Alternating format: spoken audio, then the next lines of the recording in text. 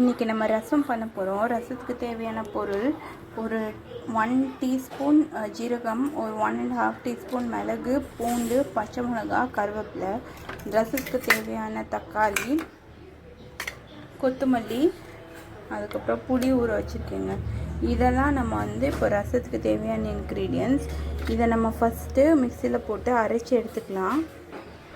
இதை பார்த்திங்கன்னா நான் எல்லாமே அரைச்சிட்டு வந்துட்டேன். இது கூடவே நம்ம வெட்டி வச்சுருந்த தக்காளியும் ஆட் பண்ணிக்கலாம். இதையும் அரைச்சிட்டு வந்துடுறேன். இதுவங்க நம்ம பேஸ்ட் அரைச்சி வச்சுட்டோம். இந்த பேஸ்ட் நம்ம ஆட் பண்ணிக்கலாம். இந்த பேஸ்ட்டை ஆட் பண்ணிக்கிட்டோங்க. இது கூட நம்ம இதில் சில பொடி எடுத்து வச்சுருக்கேன்.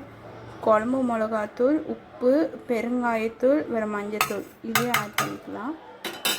வேறு நம்ம சாப் பண்ணி வச்சுருந்த கொத்தமல்லி, அது கூடவே நம்ம புளி தண்ணி ஆட் பண்ணிக்கலாம். எக்ஸ்ட்ரா தண்ணி ஆட் பண்ணிக்கலாம். கொஞ்சமாக ப்ரௌன் சுகர் ஆட் பண்ணிக்கிறேன். இந்த ரசத்தை எடுத்து அடுப்பில் வச்சிடலாம். இது கொஞ்சம் ஆகட்டும்.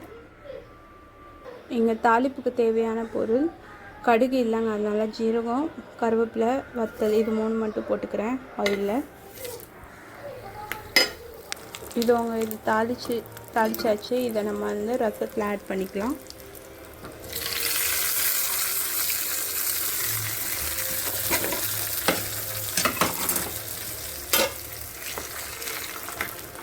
நம்ம ரசம் ஆல்மோஸ்ட் ரெடிங்க. இது கொதிச்சிச்சா லைட்டாக கொதி வந்தோடனே ஆஃப் பண்ணிக்கலாம்.